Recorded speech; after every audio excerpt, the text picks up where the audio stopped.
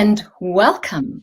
Hola, buongiorno, dumelang, molo, and hello to you beautiful women and to everybody who's watching us tonight. I'm Kathy, and I'm welcoming the world to our private boudoirs, basically. We're all in our own spaces, but we're connected, and that's fantastic. It's been quite a day of Wi-Fi fallouts for so many people, but it's so wonderful to see both of you tonight. And I'm really honored and very pleased that you have agreed to join us. I actually am not going to say very much. I'm going to ask the two of you to introduce yourselves. I met one of you, Elisa, last year, fell in love, if I'm allowed to say that, and felt her work was too significant for it to go unnoticed. And I hope we'll all feel that by the end of the night. And Candice, when I saw you, I thought, gosh, I need the two of you together. And then I discovered you've already got a podcast out. So I thought I was really doing something awesome for you two. Of course I'm not. It's not for me to make the magic and just tying my hair back. If you would like to start off, Candice, and tell us a little bit about who you are and so we know a little bit more about you. Wonderful. Hey, Kathy. Hey, Elisa. And hey, everybody watching.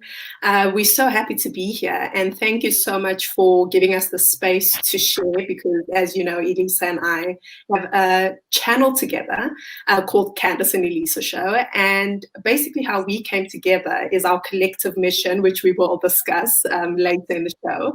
But I am a broadcaster, podcaster, and author. I've been very fortunate to be acknowledged by some incredible magazines such as Vogue magazine, who called me one of the most inspiring women in the world, an honor I carry with me. It's incredible.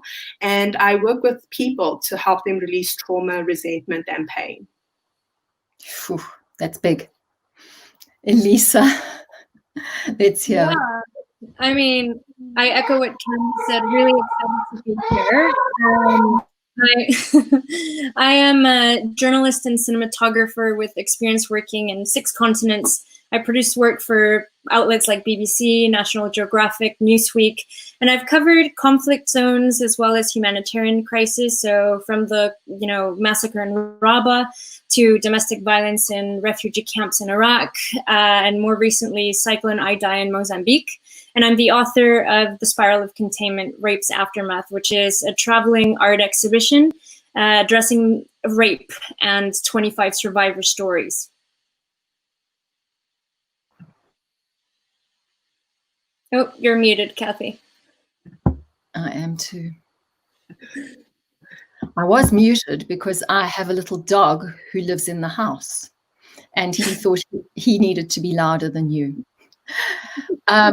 Very powerful stories. Thank you. Your stories are phenomenal. Let's go into the real background. Let's travel the journey with you. Primary for me is both of you are storytellers. You both relate and bear yourselves open to the world, and the world can relate to you. And that's the magic. But you also take us with you, and you encompass us, and you grow us all. So let's start with you, Candice. Won't you tell us how you got to where you are today? Absolutely. So my story is rooted in South Africa. For those people who may be watching who are not South African, we have a deeply troubled past as a country, and we suffered through apartheid. So when I was 9 months old, my father was brutally murdered by an apartheid assassin by the name of Eugene de Kock.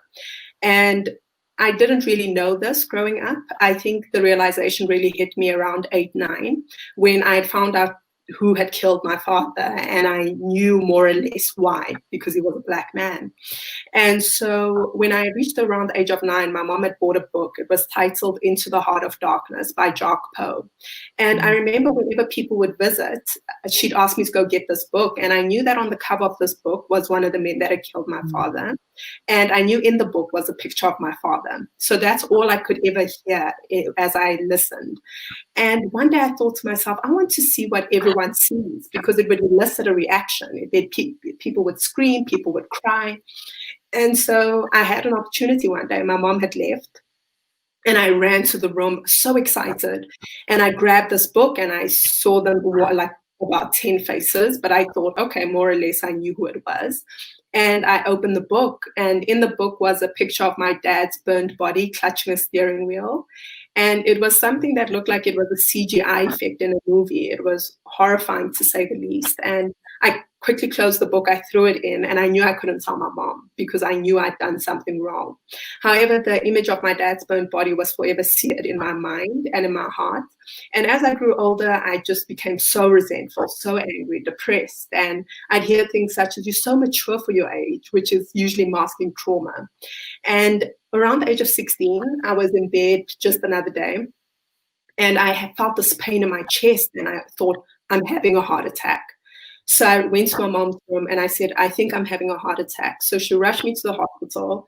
The next day after I got tested, the doctor sat us down and he said, "You weren't having a heart attack, but I can tell you that you have stress symptoms in your body so severe that in my 20 years of practice, I've never seen anything like it." He said, "Your body's killing you and you need to change it. Well, I don't know how to help you." And I recall that moment at 16 being a bit arrogant, like, "Oh, well, if I die, I die." That was really my attitude. And as the days went by and the weeks went by, I thought to myself, whoa, you're willing to die and you haven't lived. How? You are giving this man so much power. So he killed your father and now he's going to kill you. And it was that moment where it felt like my life changed. And I really started going on a journey of exploration, of finding out information. And I went on a fact-finding mission for Eugene. And I found out who he was, what he looked like, what drove him, and all these things. And I started slowly but surely forgiving him. It was an unconscious thing that I was doing, but it was just more focusing on myself. I just wanted to survive. And I got to 23 and I thought, hey, I'm happy. Like, my life is doing great. And I got an opportunity. The MPA called my family and asked, would we like to meet this man who had killed my father? And for the first time, I thought, whoa, did I forgive him? What is going to happen? So we met up with Eugene, and they set up a table. It was very much like a dining room setup, and it was members of the national prosecuting authorities. It was my family and myself. It was the commissioner of the prison and a priest, and a chair was open close to me, and they said, "Eugene's going to be sitting here. Are you okay with that?" And I said, whatever, like, we can sit wherever he wants. And so we were just chit-chatting amongst ourselves, and I looked up and there he was. And for the first time, my breath was just taken away. I was like, whoa, I did not expect that. And it was, I don't know if I expected trumpets but I expected something. And so the conversation started. They introduced each of us individually, and with each one of us, he'd lean forward and say, "Pleasure to meet you." So they'd say, "This is Candice Mama, daughter of the deceased Glennock Masilo Mama," and he'd lean forward and say, "Pleasure to meet you," and lean back. And so, the conversation started, and he spoke about how they ambushed my father. And when Eugene was watching, because he wasn't supposed to be a part of the operation, he saw that my father was getting away. So he decided to run down the Nelspruit Bridge, and he emptied out his magazine cartridge on my father. When he still saw signs of life in the vehicle, he doused them all in fuel and he set them alight. And so he told us the story, and it was the first time we got the real facts about what had happened. And so my family, a lot of conversation happened, but my family started saying, "Eugene, I forgive you, I forgive you, I forgive you, I forgive you." And for some, I'm very talkative, but throughout that interaction, I was just floored. I couldn't say a word. And finally got to me. And I said, "Eugene, I want to say I forgive you. But before I do, I want to know one thing." And he looked at me and he said, "Yes, anything." And I said, "Do you forgive yourself?" And for the first time, this man, who was so stoic throughout our interaction, looked away. He started fidgeting. And then he looked back at me and he said, every time a family...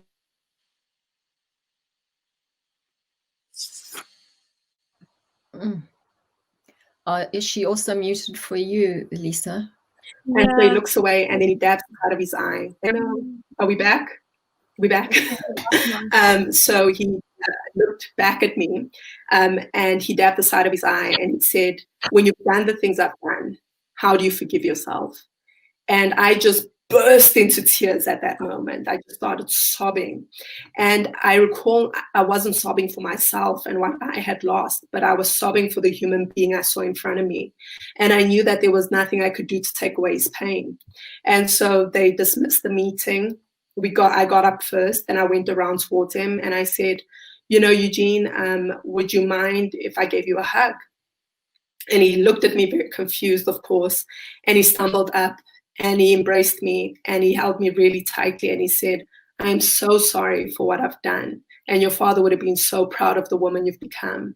And we embraced. And in that moment, we went our separate ways. I never saw him again. He never saw me again. But I knew that I had forgiven him and I went on to advocate for his parole, which he got. And yeah, I wrote my book and this is why I'm here now. Oh, I know the story. I wasn't expecting the tears. So thank you for sharing. I think I better hand over to Elisa because I'm far too moved. It's such a profound story and you're an extraordinary woman. Yeah, for me as well. I know this story, but it's always really, really powerful to listen to again. So thank you so much for sharing it, Candice.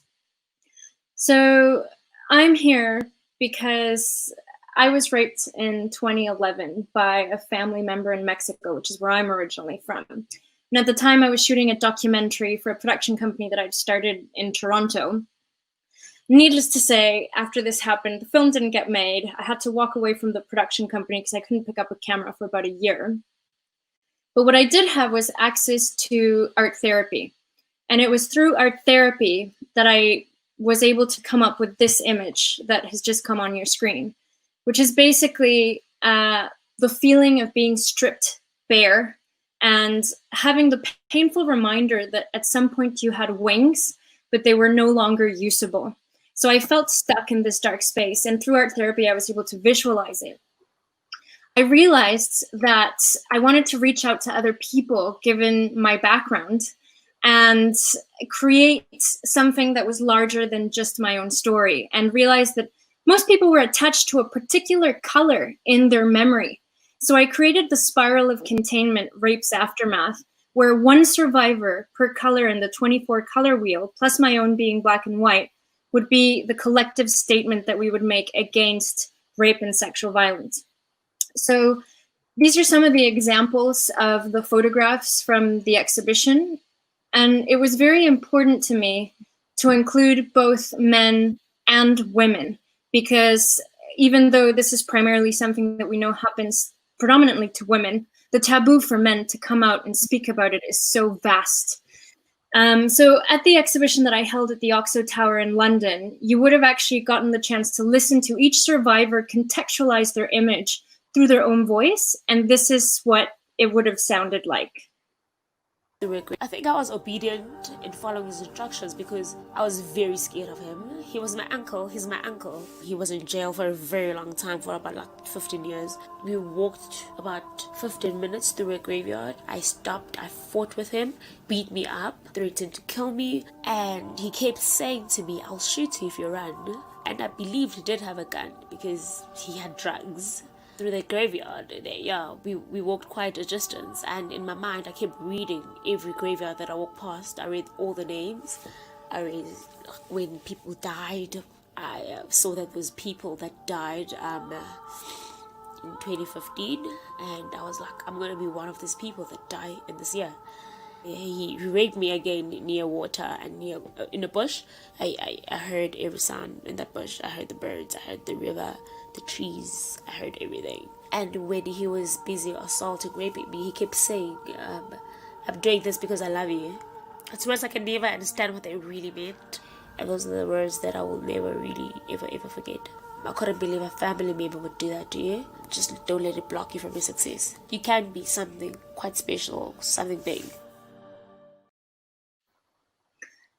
So a lot of people asked me, why would you turn rape into something so beautiful? To which I had two answers. One was that having worked as a photojournalist, I had been very frustrated at the fact that compassion fatigue is real and people don't want to be looking at harrowing images all the time. So I wanted to turn rape into something that was accessible for people. And secondly, the other reason was that I was so tired of the photojournalistic image that re-victimizes victims. Basically, that black and white battered woman look at the back of a shelter. And I wanted people to have control over how they told their story and how they presented themselves to the world. So that was the reason that I decided to do it in this way. This is an example of what a male survivor story would have sounded like. You know, society tells you that a young boy that gets raped is lucky, but I can promise you he's not. Other people looked at motherly figures as nurturing and loving, and I looked at them and they struck fear into my life. When somebody entered into my room and that shadow came in, then I had no way of voicing my fear. I had no way of saying, hey, don't do this, leave me alone, I don't want to do this. You know, I didn't have a choice. So yeah, I was introduced to sex at the age of 5. That was normal, apparently. I felt so alone because I'd never seen or heard of another boy that this had happened to. But I think the hardest thing for me all through this was when a woman raped me when I was 12. That was the one thing. I was kind of saving myself for that special woman, and she kind of took it away from me. I think that was the one that affected me the most. Just empower your children, but don't just empower your little girls. You know, when I hear everybody's like, oh, you've got a daughter, you know, I'm going to buy, have you bought a shotgun, you know? And nobody goes like, well, you got a son, are you protecting him? Just empower your children, you know, because if you don't, somebody else will.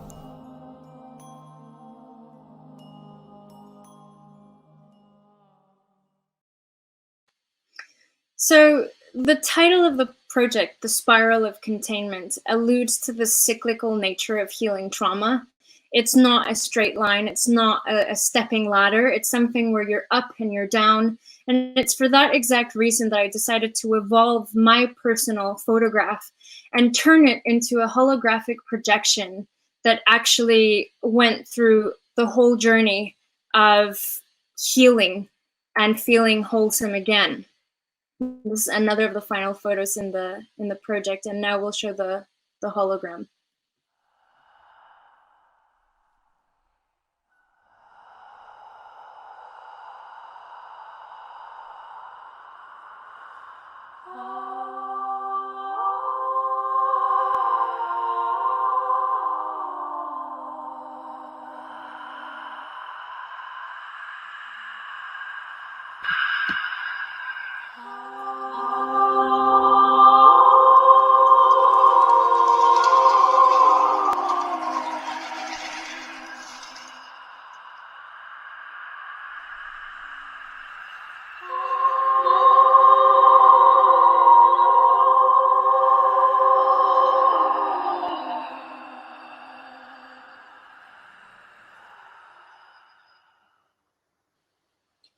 So although expressing trauma through art is not a one-stop shop to we're healed, we're done, it's a journey, it's a lifelong journey, I do think that myself and everyone who participated in this project, we shifted forward in our healing process. And the objective of my work is to reframe the way we view certain social issues that we might have assumed that we understood, but presenting them in a new way to make them more accessible to people. Whew. I'm positively exhausted. I have to say, I really wasn't. Again, I was so familiar with your work because I have the book. We've spoken through it. But to actually live through that exhibition, I'm going to just take a slight step backwards and ask you to just quickly, Elisa, explain how you've chosen to exhibit it at the OXO, which is where it met incredible acclaim, because we're seeing it up close and personal and intimately on digital media. And part of the reason you are here today is because this whole program is about living in the 21st century. It's about digital media. It's about the two, and for me, the theme was around the two of you coming together and finding your voice in a new medium beyond your immediate reality, be it in the physical present or be it on digital media today.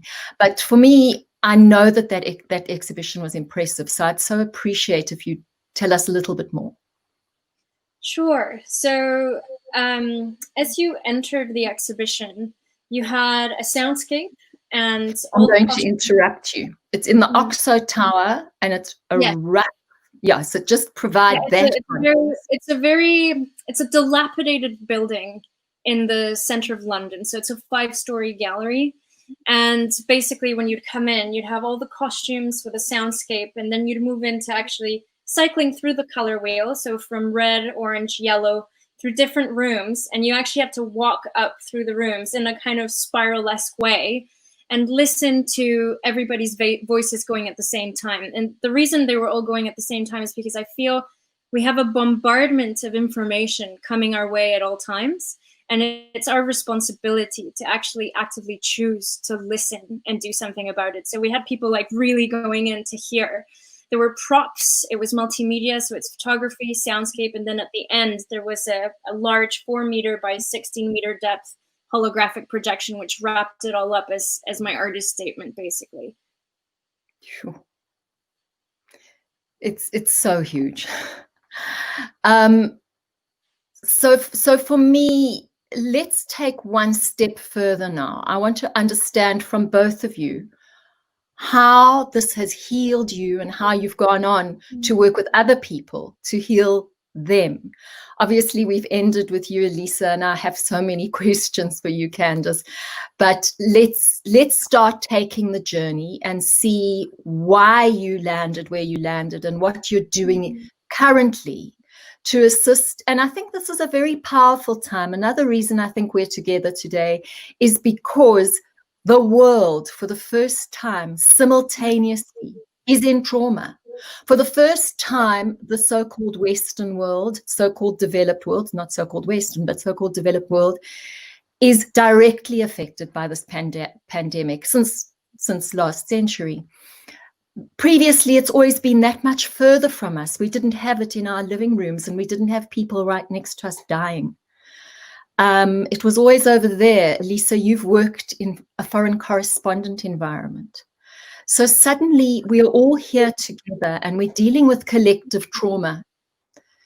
Help, guys, help. Tell us how we can get through this, please. And you choose who speaks first. I mean, that's a big prompt, Kathy. And I mean, heal the world, okay? And make it a better place, as Michael Jackson would say. Maybe rest in peace. And everyone else. Sorry, maybe it's bad. So I think for me, I mean, in the work that I do around trauma and healing, I have a very strong belief that society, we need to heal ourselves first before we focus on collectively healing the world and our communities. And I think we found ourselves in a perfect storm of sorts. We found ourselves in the time of Corona, the time of Black Lives Matter, the time of Me Too. So it's this brewing pot of just so many things coming to the surface. And I always say to people, for me, when you realize that when you take race outside of an equation in terms of George Floyd, for example, and you look at that officer as an individual and you say, okay, all these racial maybe stereotypes aside, or we take away the notion or the idea that this man might be racist, and we just look at what causes a human being to take another life so haphazardly, so, off the shoulder. So almost there was nothing in his eyes when he did what he did. And so to me, that always comes down to what's the trauma he's feeling, what's the trauma he has not addressed, and why was he allowed to go into the police force with this unaddressed trauma. And so it's so important that as a society, we start taking accountability for our own BS. And we say, this happened to me, but it does not justify these actions that move forward or that I move forward with. Because in many ways I could have said, my dad was killed by an apartheid assassin, therefore I'm going to become a rampant racist and, just spew hatred everywhere. And I think society's got a way of condoning that kind of behavior. As soon as someone acts badly, we say, but their mother left, but their father didn't do this, but their partner did this. And we need to start saying, you cannot change another human being. It's impossible. And I think it was Mother Teresa who said, whenever you think about changing someone else, look at how difficult it is to change yourself. And we need to look at and redirect all this energy that we have to, give to the world and direct it inwards and say, why do I act so badly? Why do I treat my neighbors like this? Why do I make these off-cuff racist comments? And I think as soon as we start taking personal accountability within ourselves and we start healing our traumas and we start facing and stop running away from, I think the world will automatically start to change, because a world of more healed people can only create a healed society, a healed household, a healed community, and therefore a healed world. So I'll pass it on to you, Lisa, to elaborate. Yeah, I completely agree with everything that you said, Candice. And I think what we're seeing right now, we have so many divisions in the world, whether it's culture, whether it's race, gender, language. But what's happening right now is almost like the grand unifier, right? It's not about social class. It's not about race. It's not about where you're based. There's nobody that's unaffected by this pandemic. And it's like the grand equalizer. And I think that what it's doing is allowing us to reconnect with the language that we all comprehend, which is the language of loss, the language of love, the language of pain, the language of joy. And these are things that are universally understood as humans, right? So I think, if anything, now is a time to realize that perhaps a lot of the constructed layers and divisions that we've set into place are really truly unnecessary, and we need to keep on growing our toolbox. Like Candice said, we're responsible for growing our toolbox for coping with what's going on around us. If we don't do that, we are unable to help other people, and we'll be unable to cope with it ourselves. And the number one way for people to turn to violence is through not processing their own problems, right? So I think, as Candice said, that is the single most important thing we can be doing. And certainly looking out for each other through these understood languages. If somebody is in pain and you can see it, you recognize that, reach out a hand, for just basic human things. So you two have been through process, okay? For someone who's sitting out there, what would process mean? How would I, as Kathy, who might be scarred with post-traumatic stress, I was a journalist, where do I go? How do I help myself? Who helps me? Do we reach out to you? What is the process? And then I've got an addendum to that, which is, does it help heal you or re-traumatize you every time you two engage with people who are in pain, trauma, or whatever? So sorry, those were two questions. Choose the one you want to answer. I mean,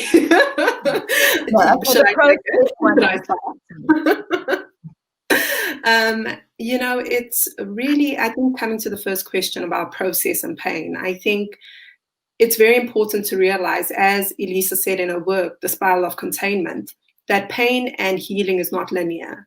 And I think as soon as you take that pressure off yourself, that it's supposed to look like this and it's supposed to be streamlined. And I do first step, second step, third step, and I'm healed. Unfortunately, that's not how it works. And I found that for me, the first thing to do and the most important step in healing is acknowledgement. Acknowledge your pain. Acknowledge how it wounded you. Acknowledge in which arenas this wounding has spilled out into. Because without acknowledgement, it's very difficult to move forward. And I would say then the second step would be, I've acknowledged, now what, right? And for me, when I say take accountability, I use this word very loosely. It's not take accountability for the incident that happened. Take accountability for your emotions.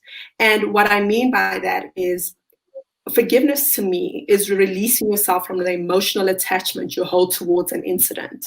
So when you take accountability, you say, I did not deserve that. I did not deserve this person to come into my life and wound me. I did not deserve the trauma. I did not, and I do not think what they did is okay. However, in order for me to move forward, in order for me to become the person I was born to become, because it's so important not to be married to a narrative. And that's what trauma tends to be. It tends to be the overarching narrative of our lives. And when we don't heal it, we can die with that pain. And so the person who hurt you did not hurt you once. They hurt you again and again and again. And therefore, who really had the power over your life? This other person. Their life went on. They probably had a family, the things probably moved on. They probably didn't think about you again. But the power you gave them is that was so autonomous and so omnipresent that they became the God of your life in many ways. So for me, when I say take accountability, I mean, say, you know what? This happened and it sucked, but I refuse for this to continue to control me. I refuse for this to be the narrative. I refuse for this person to script my life. And therefore, I want to heal. I want to move forward. And taking those two decisions very consciously and very deliberately, when you do bump into those roadblocks of, process of whether you're speaking to a psychologist or you're purging your emotions, you always have your North Star, which is I want power over my life. I deserve power over my life. And so that is the most important thing you need to start marrying. You need to leave the narrative of trauma and you need to get married to the narrative of power and say that thing that happened to me did not define me. Mm-hmm. I am more than it. I have, overpowered it. I have overcome it. And it is so important to remind yourself of that, because sometimes when you are in a trauma or you've experienced trauma, it's so easy to look at yourself as, I'm a victim of. No, you're an overcomer of. That thing was supposed to destroy you, and it did not. You are still standing. And therefore, it's about reframing your experience. And I think realizing and giving yourself self-compassion, instead of saying, I'm stupid that this thing keeps affecting me. No, so you know what? I'm a badass that I've overcome that. Look at me. I'm still standing. I'm still, doing things in my life. And this thing that would have destroyed so many others did not destroy me. So I know it doesn't seem like a practical tool, but I would say for me, the biggest thing when approaching healing is changing how you think around it. You have to have a fluid mindset. You have to have a mindset of power, empowering yourself. And then whatever tools you incorporate, whether it's art, whether it's therapy, whether, all these practical, real down to earth, things you can do, become so much better and they become much more ingrained in your character. So I'll pass it on to Lisa. Before you do, I've got a burning question. And my burning question is, what inspired you? Did you predetermine that you were going to ask Eugene de Kock the question you asked him that changed the moment? How much work had you done prior to that? What led to that? Yeah, I mean, that's a very powerful question. I hadn't even thought about what the encounter would look like. I mean, I had an idea more or less, and I thought I'd be much more chatty and much more, of myself in that exchange. But I was very quiet and I was very observant. And for me, it really came down to one thing that I know is human, whether you are seen as the most evil person, as he was that prime evil, or you're seen as a saint. All of us struggle with one thing, and that is self-compassion and self-forgiveness. And I knew for sure in that moment that if he had said, yeah, no, it is what it is, I did what I did, you guys will be fine, or he was very lackadaisical about it, I knew that I would have understood that he didn't comprehend his actions. And so for me, I didn't know what to expect. I mean, he could have completely said to me, oh, I've forgiven myself, and it would have probably changed the dynamic slightly. But it is so human in all of us to struggle with forgiving ourselves. We would much quicker forgive someone who hurts us than we would ourselves, even victims of trauma. The irony is, when I've spoken and worked with victims, the one thing they always say to me is something along the lines of, how could I have put myself in that situation? How did I not see the signs? How am I, and it's all this, taking this accountability for someone else's behavior. And so I knew for me that would be a very indicative question, and it would show me how much he had processed what he had done to me, my family, and countless, over 200 other families. And that's a big statistic, and thank you for sharing that statistic. It's awful. Okay, so you missed the last question, but that's fine. What about the last Let's move on to Elisa, and we'll come back to many more questions. We're going to be here all night, I think. Yeah. Great. Elisa, your process. Oh, my process. Okay. So I just wanted Because to make you work with other people, and you worked with a therapist, as you told me before. Yeah. And in a way, you're reliving some of that each time. But and how did you get to art? How did you get to? I know you're a photographer. I know you're a brilliant photojournalist, and I think you should be an award-winning photojournalist. But that's my opinion. And you didn't bring any of your images to share with us. But how did it become this extraordinary artwork, this extraordinary body of art? And what did you live through when you were approaching these people? I mean, it all emerged by having done art therapy myself. So going to your original question about what to do, I think it all starts at asking ourselves, how am I doing? It's really as basic as that. Am I hurting anywhere? Where am I hurting, and why am I hurting? And just having that, little conversation with yourself. If at any point you realize that you're carrying a pain, or you're carrying an anger or a frustration or something, you know where it comes from, there's two answers. Either you can cope with it yourself by, we have tons of resources online. We have people, friends that we can rely on. Or do I need professional support? In which case that becomes a therapeutic journey. I knew in my particular instance that I couldn't deal with this alone. The person that this happened with had been like an older brother figure for me my whole life.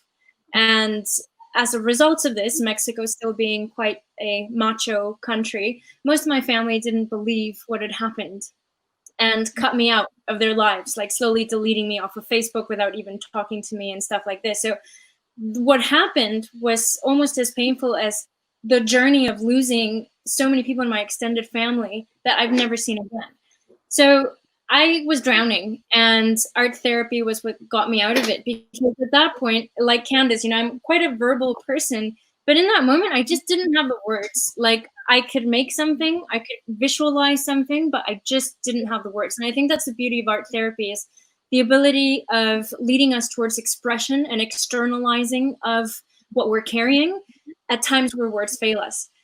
And because I have always been incredibly interested in social justice and social issues, I just knew that it had to be something greater than myself. And even though sharing my story was important, I just wanted to do it with more people and learn about others' journeys as well. So I don't know, it just one thing led to another. Once I started talking to other people and they were like, oh, I felt like I was in a cage. I felt like I was drowning. I felt like there was a red classic convertible car. My brain just exploded. And I was like, we need to materialize these. At the beginning of people sharing their stories, I felt very hurt, and it wasn't re-traumatizing, but I would find myself often crying with them as they narrated their story, out of sometimes empathy and out of sometimes having gone through the exact same thing.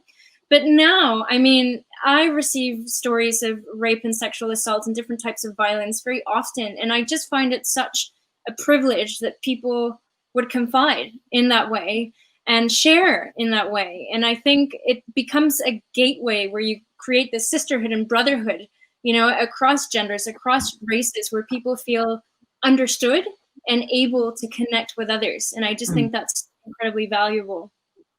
Wow. Candice, your family, how did they respond? What was their response to your forgiveness? I just want to actually just touch on the question I remembered as Elisa answered hers about re-traumatization. And I think, as she said, it is such a privilege to be a portal to someone else sharing themselves with you. And I think, I've never intended to go down the forgiveness path in terms of teaching it and, writing a book about it and having a whole career.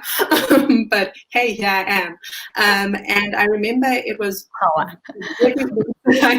every incident with or every time I'd give a talk or I was on TV interviewed or whatever it was, every time without fail, 3, 4, 5 more people, if they could access me, would come up to me and they would always start with the following words: I have never told anyone this, but when I was 3, this happened, or when this happened, or this happened. Why, you're the only person I've ever been able to confide in. And I just started seeing this over and over. And I spoke at a school, and one young girl, and the teacher told me afterwards, he was like, she's never spoken. Like, she's so, just really painfully shy. And, we were so surprised that she raised her hand to speak to you. And I remember she stood up in the crowd and she shared such a traumatic incident. And she started sobbing. And I remember firstly, I was just jumping off the stage and I had to go and embrace her. But it was just one of those moments I knew that I would be, my story fortunately serves as a conduit to others' pain, and therefore being able to have that, to me, is just, it's a privilege beyond words. So I don't experience the re-traumatization as much as I am just so privileged and so grateful that I get to be this. And as far as my family's concerned, I've got, of course, this is a trauma that has really broken apart my family in terms of a traditional family structure for most. And therefore, all of us have kind of comprehended this differently. My mom is doing okay with it. My grandfather's been good. And my older brother's been struggling. He pretty much goes in between. He vacillates between I've forgiven, I haven't forgiven, I don't care, I care, So it's his process. And I think for me, having accepted that my family will never look like the traditional family or be the traditional family because of, unfortunately, the shared trauma we have, it's just about, everyone needs to do what they need to do to heal. And I would never, force feed or project or say, you have to forgive because it is, so much better for you. I believe it's so important for people to live their life journey. And when it is your part to play in that journey and you can be of service, then do that. But when it isn't, I think it's very important to let people have the experience and respect that and step away when it doesn't maybe look like your experience, Mm-hmm. Right. So now we're in COVID land. We're in 2020. We're all in lockdown. The two of you have started this extraordinary podcast. What did you call it? Not a podcast. What did you call it? An online talk show. Okay, and the Candice and Elisa show, correct? Now, Elisa, I know you don't want me to say this, but why is it called the Candice and Elisa show? No, simply because we couldn't find another Instagram handle. Until our names are known, like Ellen and Oprah, we have got to pump them out there all the time. I like that one. I like them both. Couldn't find the Instagram handle, and it wasn't so much a political decision as it was a practical one, to be honest. Yeah, exactly. You had 5 minutes to go on air, and what were you going to do? Yeah, honestly, we didn't care. I think, but I also think that it's actually an interesting question because I'm pretty sure that some people would engage in that and be like, why Candice first? Or if it had been Elisa, it would have been, why Elisa first? And I think for us, it's just, we didn't approach. Yeah, yes, exactly. But it's also, we didn't approach this project from ego. And I think both of us had such a long-term vision for what we were creating that it wasn't something that mattered. We didn't care whose name came first. Because Judi Dench is incredible, and she usually goes at the end of the credits as and Judi Dench, so it really doesn't matter if you come first or last, right? It just is. You're first, Candice. So I am kidding. It matters all for me.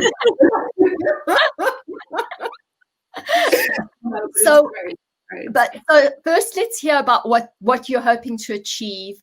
I know you're going to become more famous than Ellen, and more profound, and less cheesy than Oprah, in my opinion.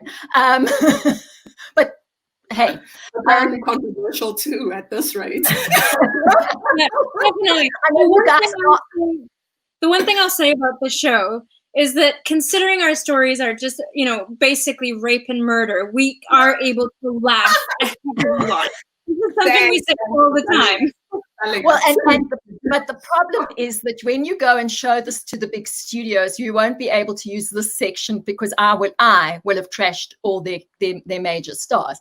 But so be it.